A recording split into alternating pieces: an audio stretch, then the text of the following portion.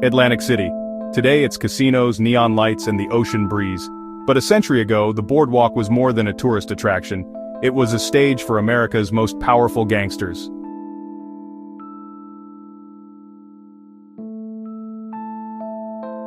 It began with Italian immigrants. Families arrived through Ellis Island, many settling in New York, among them, the Capones. Young Al Capone learned the underworld on the streets of Brooklyn before making connections that stretched down the coast.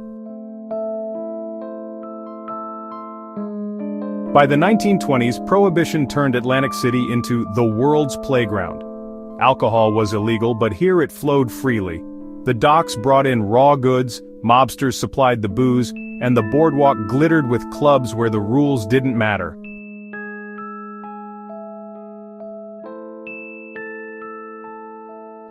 Capone himself was a regular. He visited Atlantic City to meet with East Coast mobsters, building the connections that would fuel his Chicago empire. The city became neutral ground for America's organized crime. New York's families, Luciano, Lansky, and others, met with Chicago bosses to divide territories, settle disputes, and plan their next moves.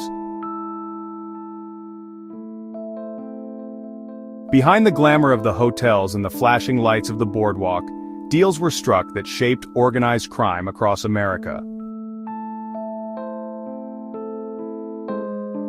Atlantic City was more than a resort. It was a hub of ambition, crime, and power, where gangsters from New York to Chicago turned the boardwalk into their boardroom.